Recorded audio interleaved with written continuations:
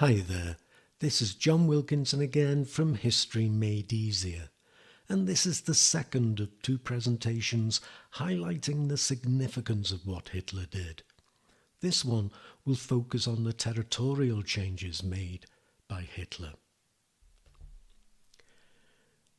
Anschluss held so many benefits for Hitler.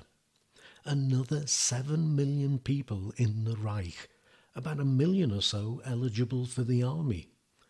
And though Austria didn't have a strong industrial economy, it did have the very important mineral deposits from gold, silver, to coal and iron ore, and other useful war materials.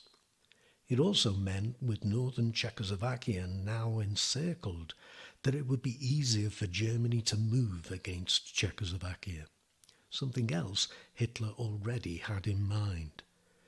It also made Hitler very, very popular, both in Germany and in Austria. He was unpicking the Treaty of Versailles, uniting Germans and making a greater Germany. Germany was fast leaving behind the Treaty of Shame, the humiliation of 1923, and the memories of the Great Depression. What's more, it seemed fairly clear that Britain was not prepared to defend the Treaty of Versailles, whilst France felt unable to do so without Britain's support. It didn't weaken France's position as much as German rearmament or the remilitarization of the Rhineland had, but nevertheless, the message it sent out was that Germany was getting stronger, and France looked weak. The boy from Austria, remember Hitler was born in Austria, had made good. The Sudetenland meant another 3 million were added to the Reich. It also meant that Germany added to its industrial base. And of course, as Churchill suggested, the rest of Czechoslovakia lay at Hitler's mercy. Germany was only made stronger, and Stalin was watching what unfolded and would reach his own conclusions. Remember, the Soviet Union wasn't even invited to the talks in Munich that gave the Sudetenland away, even though it had its own treaty with the Czechs. Within a year, Stalin would sign a pact with Hitler. Thus, there are those who see Munich as a lost opportunity to stop Hitler in his tracks. Taking the rest of Czechoslovakia meant Germany gained more coal deposits and iron ore reserves, and more armaments factories too, including the giant Skoda armaments works.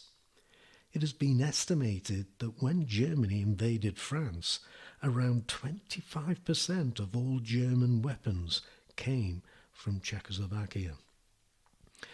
There were also another 2 million Germans living there, more dispersed than the Sudetenlanders, but nevertheless a significant number. And strategically, it left Germany in a much stronger position to attack Poland, and so removed the last territorial injustices of the Treaty of Versailles. But it was also significant because in taking the rest of Czechoslovakia, Hitler showed he could not be trusted to keep his agreements. Neither could he make any link to the Treaty of Versailles, or for the rights of Germans to self-determination. Those 2 million Germans were spread across the remainder of Czechoslovakia. This was an act of naked aggression, an act that would make Germany stronger, whilst it would make Poland much more vulnerable. So, 2 presentations for you focused on just what Hitler did.